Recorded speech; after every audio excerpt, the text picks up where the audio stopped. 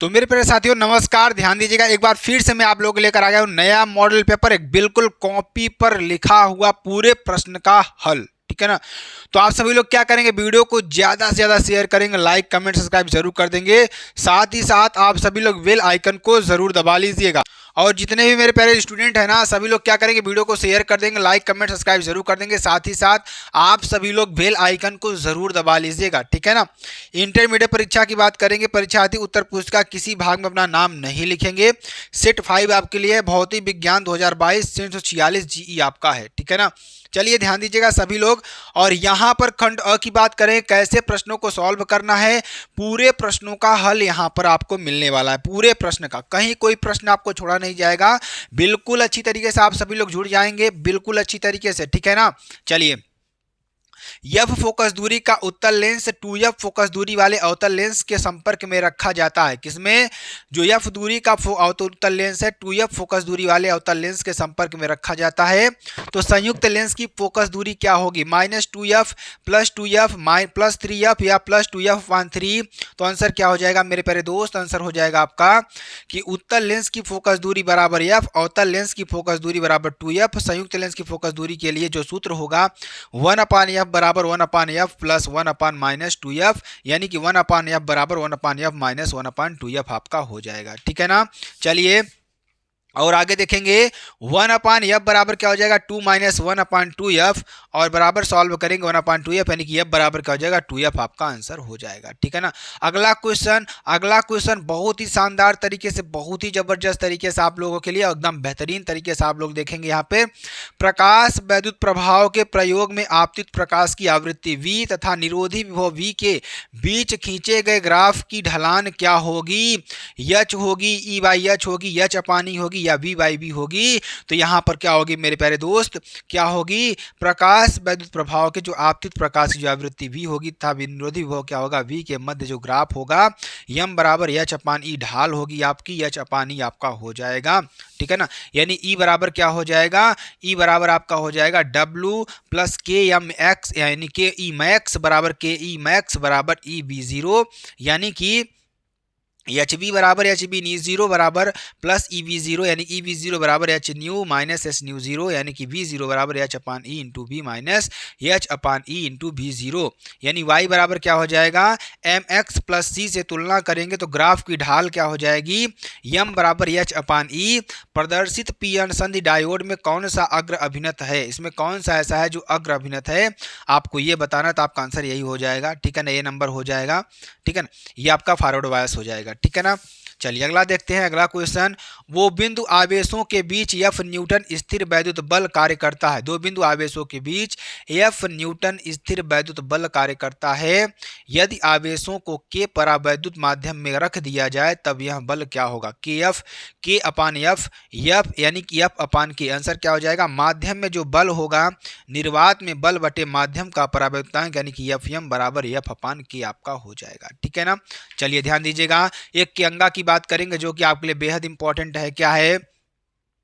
यल लंबाई के तार को वृत्ताकार कुंडली में मोड़ा जाता है। जो यल लंबाई का जो तार है ना, इसको वृत्ताकार कुंडली में मोड़ा जाता है। तो कुंडली में वैद्युत धारा आई प्रवाहित करने पर केंद्र पर उत्पन्न चुंबकीय क्षेत्र क्या होगा?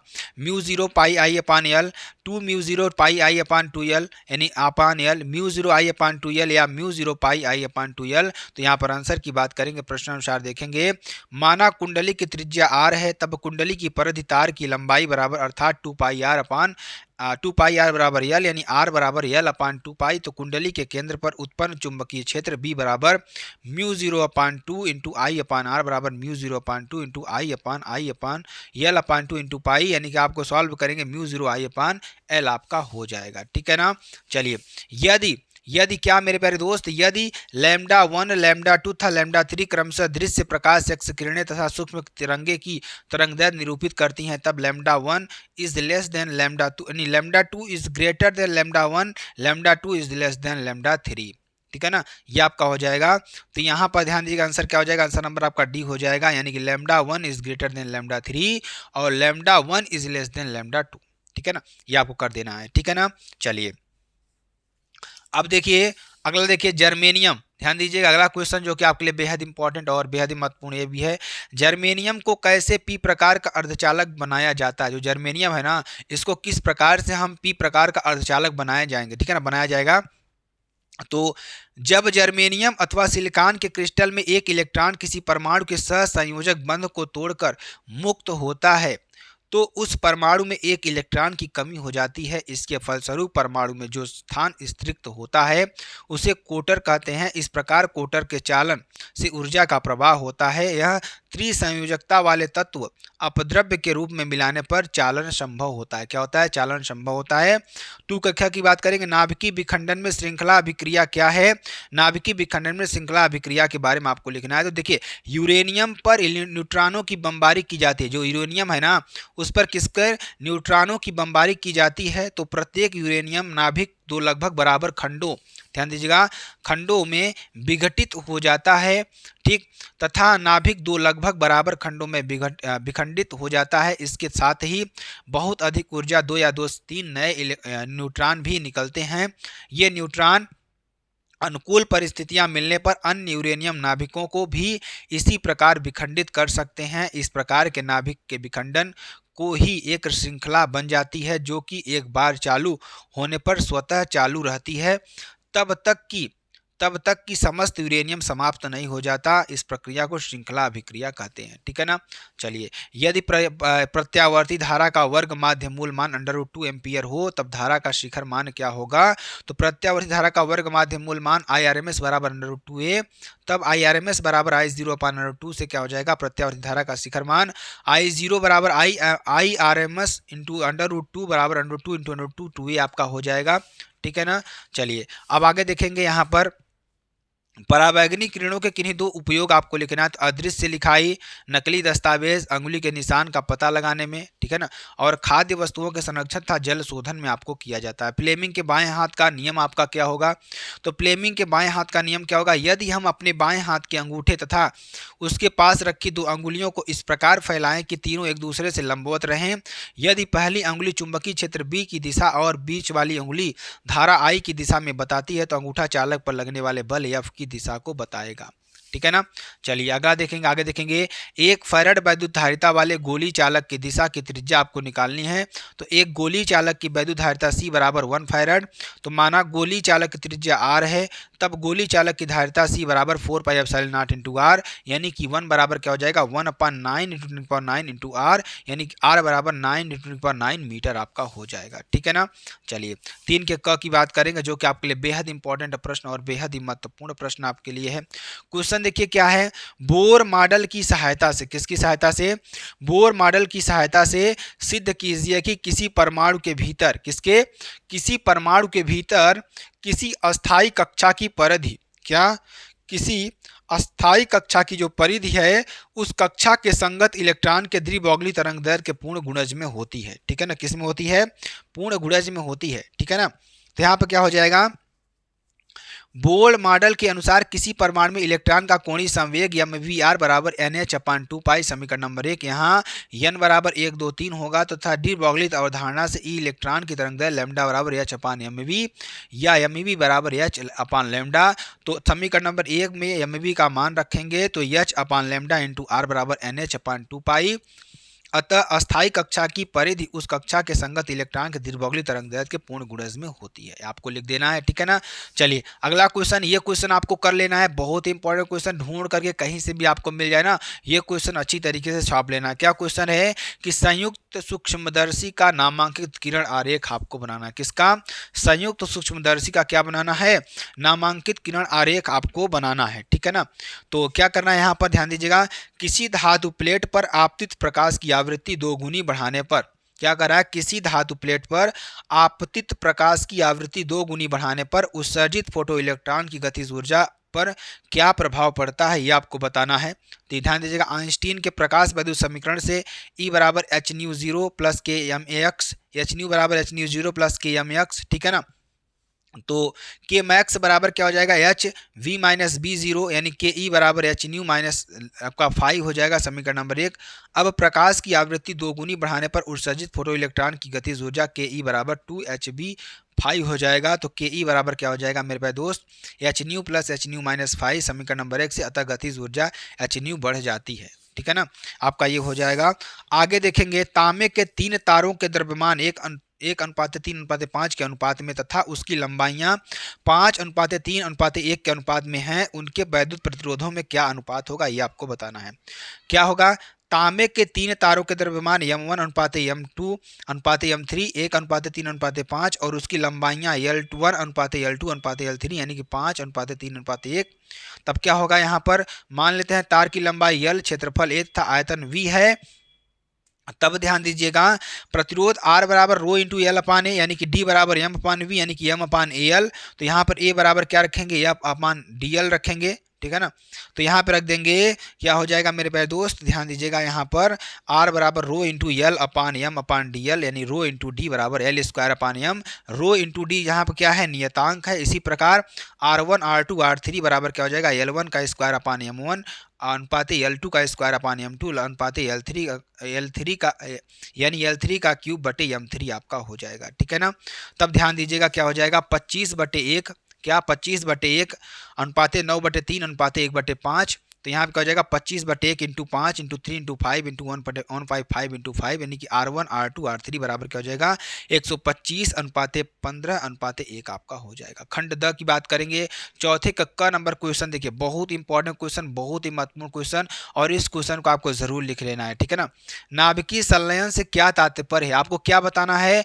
नाभिकीय संलयन क्या होता है। जैसे नाभिकीय संलयन जानते हैं ना, जो हाइड्रोजन बम होता है इसमें नाभिकीय संलयन की क्रिया होती है, और जो हमारा क्या होता है, परमाणु बम होता है ना, वो परमाणु बम किसमें होती है, इसमें नाभिकीय विखंडन की क्रिया इसमें आपको देखने को मिलेगी। क्या मिलेगी, नाभिकीय विखंडन की क्रिया आपको इसमें देखने को मिलेगी। ठीक है ना, तो नाभिकीय संलयन से तात्पर्य यह है कि क्रिया नाभिकीय विखंडन से किस प्रकार से भिन्न है। तो प्रकृति में नाभिकीय संलयन एक प्रकार का उदाहरण दीजिए आपको, यहाँ पे आपको लिखना है। ठीक है ना, उसको क्वेश्चन आपको कर लेना है। अगला क्वेश्चन ध्यान दीजिएगा क्या है, जो कि बहुत इंपॉर्टेंट और बहुत ही महत्वपूर्ण है। ठीक है ना, क्वेश्चन क्या दे रखा है इसमें, ध्यान दीजिएगा। क्वेश्चन है आपका मेरे प्यारे मित्र, मेरे प्यारे दोस्त, और एकदम बेहतरीन तरीके सारे मॉडल पेपर के क्वेश्चन को हम कवर करने वाले हैं। बस आपको हमारे साथ जुड़े रहना है। ठीक है ना, बस हमारे साथ आपको अच्छी तरीके से जुड़े रहना है, एकदम बेहतरीन तरीके से हम आपको बताने वाले हैं। ठीक है ना, तो निम्न प्रदर्शित परिपथ की सहायता से धाराएं I1 I2 और I3 के मान I1 I2 तथा I3 के मान आपको ज्ञात करना है। तो यहाँ पर देखिए 20 वोल्ट है, यहाँ पे 100 ओम, 50 ओम, 50 ओम, 150 ओम। ठीक है ना, ये आपको फिगर दे रखा है। यहाँ पे आपको 20 वोल्ट दे रखा है, यहाँ पर I1 I2 और I3 आपकी धाराएं दे रखी हैं। ठीक है ना, ये आपको दे रखा है। तो ये आपको दे रखा है, ध्यान दीजिएगा। यहाँ D2 और D3, जो D1 और D2 और D3 है, अग्र बायस यानी फॉरवर्ड बायस में है, जबकि D1 क्या है, पश्च बायस में है। अतः D1 में कोई धारा नहीं बहेगी। ठीक, जब D1 में कोई धारा नहीं बहेगी तो मेरे प्यारे दोस्त यहाँ पर देखिए क्या हो जाएगा, यहाँ पर आपका होगा I2 बराबर V/R D2 प्लस 50, 20/50 प्लस 50 बराबर 20/100 बराबर 0.2A। ठीक है ना, और I3 बराबर V/R D3 प्लस 150 बराबर 20/50 प्लस 150 बराबर 20/200 बराबर 0.1 एम्पियर, या I1 बराबर V/R D1 प्लस 50 यानी 20/इनफाइनाइट प्लस 50 बराबर 0 आपका हो जाएगा। ठीक है ना, अगला देखेंगे, जब एक धातु की पृष्ठ पर लैम्डा तरंग दैर्ध्य का एक वर्णी प्रकाश आपतित होता है, तब प्रकाश वैद्युत धारा के लिए निरोधी 3 वोल्ट होता है। इसी पृष्ठ पर तरंग दैर्ध्य का प्रकाश आपतित करने पर निरोधी विभव भी प्राप्त होता है। प्रकाश वैद्युत उत्सर्जन के लिए देहली तरंग दैर्ध्य आपको निकालनी है। ठीक है ना, देहली तरंग दैर्ध्य आपको निकालनी। चलिए ध्यान दीजिएगा, यहाँ पे आपको दे रखा है क्या, यहाँ पे आपको दे रखा है 20 वोल्ट, और यहाँ पर 100 ओम, यहाँ पर भी 100 ओम, यहाँ पर 200 ओम। पहले इसका मान हम निकालेंगे, इसका मान हमें कितना मिलेगा, 200/3, और यहाँ पर आपका 100 ओम मिलेगा। ये आपका बराबर हो जाएगा, क्योंकि ये दोनों किस में है, समांतर में है। जब इसका मान निकालेंगे मेरे प्यारे दोस्त तो क्या हो जाएगा, 200/3, एक ऐसे आ रहा है, मैं आपको बता देता हूँ। देखिए क्या होता है, R1 plus 1/R plus 1/R1 plus 1/R2, यानी 1/100 बटे प्लस 1/200। जब इसको 200 एलसीएम लेंगे तो यहाँ पे क्या हो जाएगा 200/3, ठीक है ना। तो प्लस आर बराबर क्या हो जाएगा, यहाँ पर अगर मैं थोड़ा सॉल्व करने का आपका प्रयास करूँ मेरे प्यारे दोस्त, ध्यान दीजिएगा। अगर हम इसको सॉल्व करेंगे 1/R बराबर क्या हो जाएगा 1/R1 प्लस 1/R2। अगर इसको हम R1 माने, इसको R2 माने, तो ध्यान दीजिएगा मेरे प्यारे मित्र 1/100 प्लस 1/200, इसमें 200 एलसीएम ले लेंगे। 200 एलसीएम लेंगे तो यहाँ पर क्या हो जाएगा, 1 × 2 = 200, 100 × 200 प्लस 1 यानी कि 3/200, क्या हो जाएगा 3/200, यानी इसको R बराबर लिखेंगे 200/3। क्या लिखेंगे 200/3 आपका यहाँ पर लिख देंगे, ठीक है ना। वही चीज़ यहाँ पर लिखा गया है। अब इसको हम सीरीज में सॉल्व करेंगे, 200/3 प्लस 100 बराबर 500/3 ओम आपका हो जाएगा। I बराबर क्या हो जाएगा, V/R इक्विवेलेंट बराबर क्या हो जाएगा 500/3, यहाँ पर हो जाएगा, इसका मान रखेंगे क्या हो जाएगा 60/500, और क्या हो जाएगा 0.12 ओम आपका हो जाएगा। तो ए और बी के मध्य जो विभवांतर हमें निकलेगा 0.212 एम्पियर इंटू 100, यानी सॉल्व करेंगे 12 वोल्ट आपका आएगा। यही विभवांतर सी व डी तथा ई व एफ के मध्य होगा, ठीक है ना। एक धातु पृष्ठ पर आइंस्टीन के प्रकाश वैद्युत समीकरण आपको के एम एक्स बराबर एच न्यू माइनस 5, यानी ई वी जीरो बराबर क्या हो जाएगा SC/λ माइनस SC/λ0। तो वी जीरो बराबर क्या हो जाएगा HC/E इंटू 1/λ माइनस 1/λ0। प्रथम स्थिति में 3V0 बराबर HC/E 1/λ माइनस 1/λ0, समीकरण नंबर 1 आपका हो जाएगा। द्वितीय स्थिति में क्या हो जाएगा V0 बराबर HC/E यानी कि 1/2λ माइनस 1/λ0, समीकरण नंबर 2। समीकरण नंबर 1 और 2 से भाग देने पर क्या हो जाएगा 1/λ माइनस 1/λ0 इंटू 1/2λ माइनस 1/λ0, ये आपका हो जाएगा। जब इसको सॉल्व करेंगे मेरे प्यारे मित्र तो क्या हो जाएगा λ0 बराबर 2 × 2λ है ना, तदेहली तरंग दैर्ध्य λ0 4λ आपका होगा, ठीक है ना। चलिए, एकल स्लेट के विवर्तन प्रतिरूप में केंद्रीय उच्चिष्ट की कोणीय चौड़ाई किन कारकों पर निर्भर करती है। विवर्तन प्रतिरूप में प्रकाश का तीव्रता विभाजन चित्र द्वारा प्रदर्शित आपको करना है, ठीक है ना। तो ध्यान दीजिएगा, यहाँ पर केंद्रीय उच्चिष्ट की जो कोणीय चौड़ाई है, ठीक है ना, केंद्रीय उच्चिष्ट के जो दोनों ओर प्रथम निम्निष्टों के बीच की जो कोणीय दूरी होती है उच्चिष्ट की चौड़ाई कहलाती है। केंद्रीय उच्चिष्ट का किसी भी ओर कोणीय फैलाव क्या कहलाता है, थीटा बराबर λ/e है। अतः केंद्रीय उच्चिष्ट के जो दोनों ओर जो की कुल कोणीय चौड़ाई है क्या है 2θ बराबर 2λ/e हो जाएगा। अतः यहाँ पर केंद्रीय उच्चिष्ट की जो कोणीय चौड़ाई को प्रभावित करने वाले जो कारक हैं, एकल स्लिट की चौड़ाई, प्रयुक्त प्रकाश की आवृत्ति, पृष्ठ पर प्रकाश की तरंगदैर्घ्य है, प्रभावित करने वाले कारक हैं। तो एकल स्लिट द्वारा, किसके द्वारा, एकल स्लिट द्वारा मेरे प्यारे दोस्त प्रकाश विवर्तन प्रतिरूप में तीव्रता का विभाजन का वक्र को क्या हो जाएगा, ध्यान दीजिएगा, ये आपका वक्र है, ठीक। तो यहाँ पर अगर मैं आप वक्र को आपको ध्यान समझाऊं तो ये आपका तीव्रता है बढ़ती जा रही है। यहाँ पे आपको मुख्य उच्चिष्ट आपको मिलेगी, यहाँ पर गौड़ मिलेगा, मतलब सबसे नीचे वाली मिलेगी, और ये आपका निम्निष्ठ हो जाएगा, ठीक है, निम्निष्ठ हो जाएगा। तो यहाँ पे -4λ/e 3λ/e 2λ/e minus λ/e λ/e 2λ/e 3λ/e और 4λ/e आपका हो जाएगा। तो यह वक्र एकल पतले रेखा छिद्र द्वारा प्राप्त विवर्तन प्रारूप का तीव्रता विभाजन वक्र है। इसमें आपतित प्रकाश की तीव्रता का अधिकतम भाग केंद्रीय उच्चिष्ट में केंद्रित होता है और शेष तीव्रता द्वितीयक उच्चिष्टों में तेजी से घटते क्रम में पाई जाती है। उदाहरण के लिए यदि केंद्रीय उच्चिष्ट की तीव्रता I0 है तो द्वितीयक उच्चिष्टों की तीव्रताएं क्रमशः I0/22, I0/61 इत्यादि होती है, ठीक है ना। 4 के अंगा की बात करेंगे, ध्यान दीजिएगा। विभवमापी की सुग्राहिता से क्या तात्पर्य है, किससे, विभवमापी की सुग्राहिता से क्या तात्पर्य है, सुग्राहिता का विभव प्रवणता से क्या संबंध है। एक विभवमापी के 5 मीटर लंबे तार से सिरों के बीच 2 वोल्ट का विभवांतर लगाया जाता है, तो तार में विभव प्रवणता का मान आपको निकालना है। तो विभवमापी की जो सुग्राहिता है क्या होती है, विभवमापी के प्रयोग से जौकी को शून्य विक्षेप स्थिति में जोड़ा थोड़ा सा ही खिसकाने पर यदि धारामापी की सुग्राहिता विभव प्रवणता पर निर्भर करती है तो विभव प्रवणता जितनी कम होगी विभवमापी उतना ही अधिक सुग्राही होगा। सुग्राहिता व विभव प्रवणता में संबंध की बात करेंगे तो यदि विभवमापी के तार की लंबाई L है तथा उसके सिरों के बीच विभवांतर विभवांतर v है तब विभव प्रवणता k बराबर v अपान l की, अतः l जितना बड़ा होगा अर्थात विभव मापी के तार की लंबाई जितनी अधिक होगी तार की विभव प्रवणता उतनी ही कम होगी। इस प्रकार शून्य विक्षेप की स्थिति में दूरी l बढ़ जाएगी जिसे अधिक यथार्थता से मापा जा सकता है। अतः विभवमापी में बहुत लंबा तार लगाया जाता है परंतु एक पूरे तार का व्यास सर्वत्र एक समान होना चाहिए वरना k का मान तार पर सब जगह समान नहीं होगा। प्रश्नानुसार देखेंगे, देखिए दे रखा है विभवमापी के तार की लंबाई l बराबर 5 मीटर, तो तार के सिरों के बीच जो लगाएगा विभवांतर है v बराबर 2 वोल्ट और विभव प्रवणता k बराबर माइनस डेल्टा v अपान डेल्टा एल, तो -2/5 बराबर -0.4 वोल्ट प्रति मीटर आपका होगा। ठीक है ना। अगला क्वेश्चन 5.1 की बात करेंगे जो कि आपके लिए बेहद इंपॉर्टेंट क्वेश्चन है। क्वेश्चन क्या करा है, विद्युत द्विध्रुव की अक्षीय रेखा पर, किस पर, वैद्युत द्विध्रुव की अक्षीय रेखा। मेरे प्यारे मित्र क्या हो जाएगा यहाँ पर, वैद्युत द्विध्रुव की अक्षीय रेखा पर वैद्युत क्षेत्र की तीव्रता का व्यंजक ज्ञात कीजिए। क्या ज्ञात करना है, वैद्युत क्षेत्र की तीव्रता का व्यंजक आपको निकालना है। तो ई बराबर क्या हो जाएगा 1/4 पाई लैम्डा 0 इंटू के 2 r अपान r की पावर 4 बराबर 1/4 पाई लैम्डा इंटू के 2p अपान r क्यूब न्यूटन प्रति कूलाम, यानी निर्वात अथवा वायु के लिए k बराबर क्या हो जाएगा 1।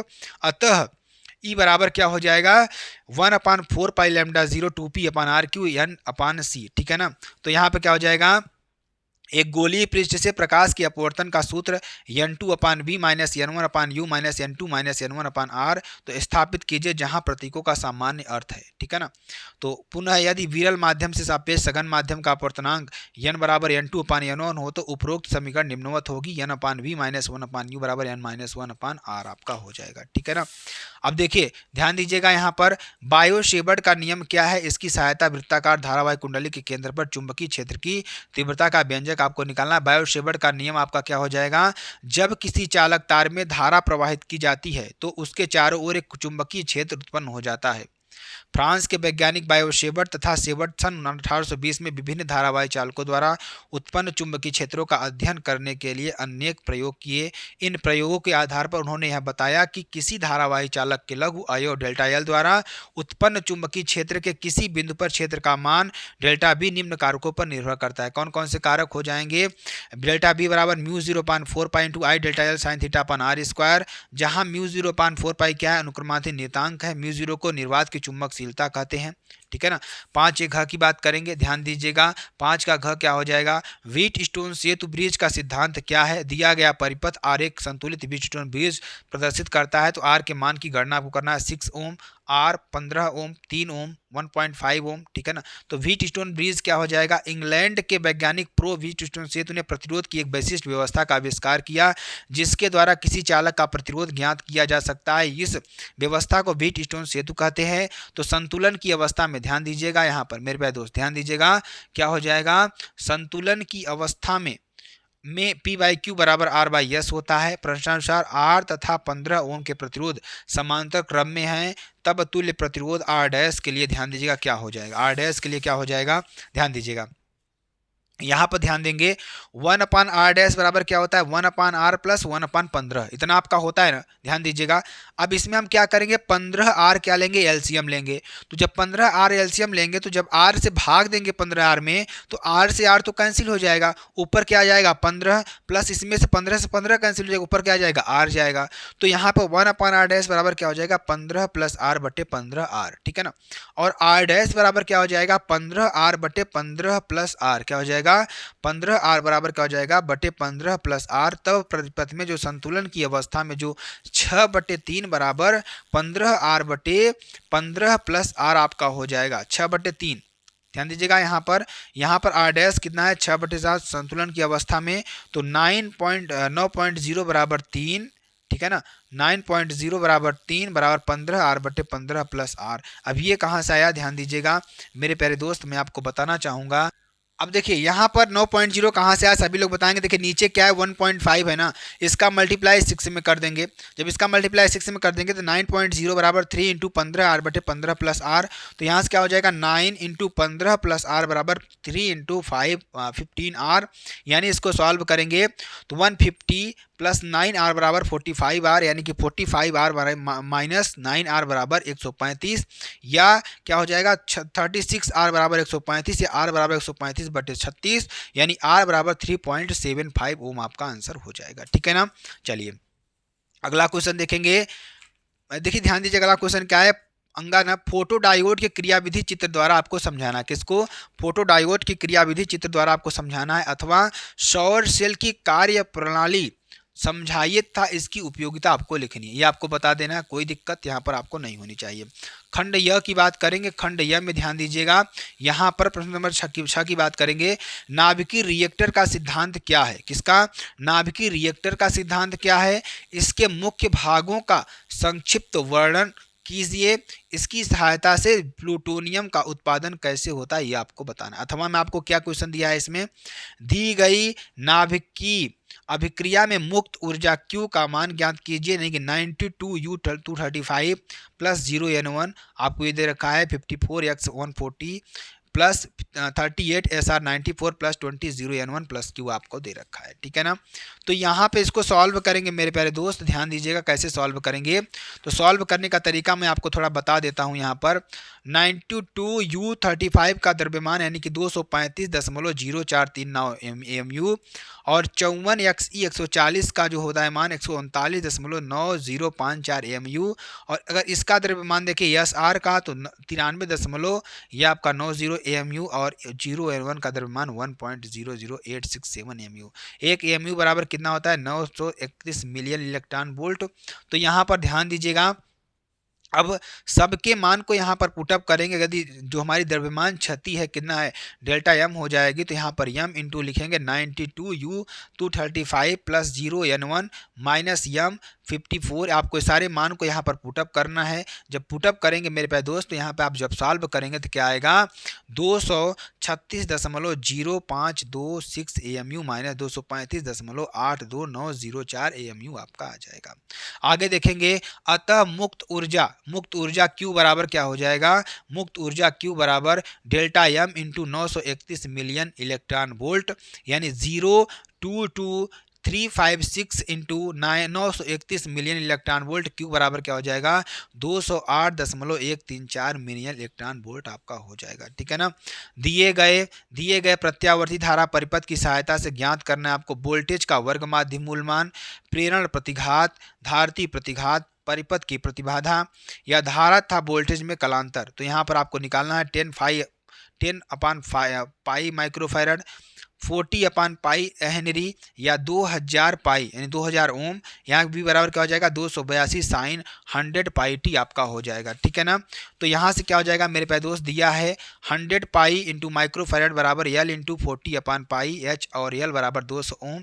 तो वी बराबर क्या हो जाएगा? 282 साइन 100 पाई टी की तुलना वी बराबर V0 साइन ओमेगा टी से करने पर तो क्या हो जाएगा? V0 282 वोल्ट, डब्ल्यू बराबर 100 पाई।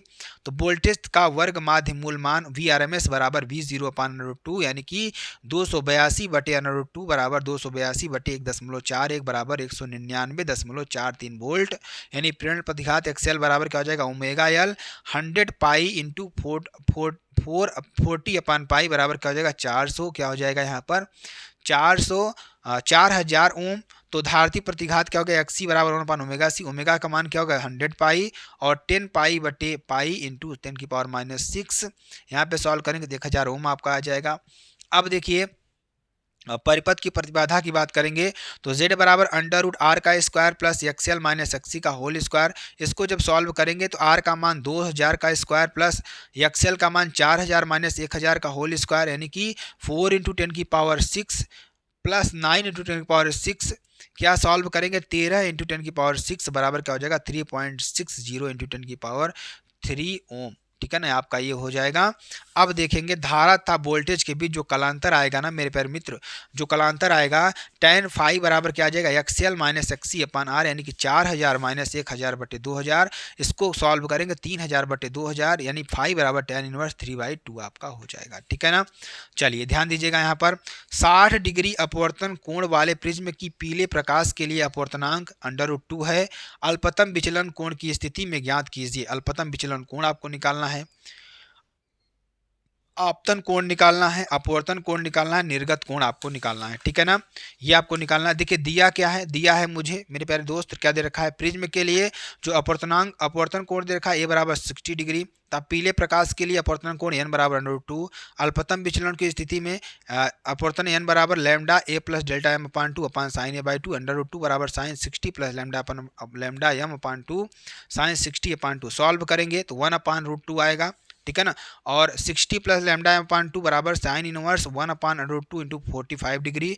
60 प्लस लैम्डा एम पर 90 डिग्री, तो यहाँ पर अल्पतम विचलन कोण लैम्डा एम बराबर 90 माइनस 60 बराबर 30 डिग्री, यानी आपतन कोण आई बराबर A plus lambda M upon two 60 plus 30 upon two यानी 45 डिग्री। अपवर्तन कोण आर बराबर ए बाई टू यानी 60 अपान टू बराबर 30 डिग्री। तो निर्गत कोण यानी आपतन कोण 45 डिग्री आपका हो जाएगा। 9 नंबर क्वेश्चन की बात करेंगे। क्वेश्चन देखिए क्या दे रखा है मेरे प्यारे दोस्त। क्वेश्चन क्या है कि समांतर प्लेट संधारित्र की धारिता का सूत्र ज्ञात कीजिए। क्या, समांतर प्लेट संधारित्र की धारिता का सूत्र ज्ञात कीजिए जबकि उसकी प्लेटों के बीच जो आंशिक परावैद्युत पट्टिका रखी जाती है ना, परावैद्युत पट्टिका के स्थान पर धातु की प्लेट रखने पर धारिता का पर क्या प्रभाव पड़ेगा ये आपको बताना है। तो समांतर प्लेट संधारित्र की धारिता जब उसकी प्लेटों के बीच आंशिक रूप से परावैद्युत पदार्थ रखा हो तो सी बराबर epsilon naught A upon D minus T plus T upon K, आपका ये आंसर हो जाएगा। तो टोटल ये आपका पूरा का पूरा मॉडल पेपर था मेरे प्यारे दोस्त। अगर आपको वीडियो पसंद आती है आप चैनल को लाइक शेयर कमेंट्स जरूर कर सकते हैं। फिर मिलते हैं नेक्स्ट वीडियो में नए टॉपिक के साथ, तब तक के लिए जय हिंद जय भारत।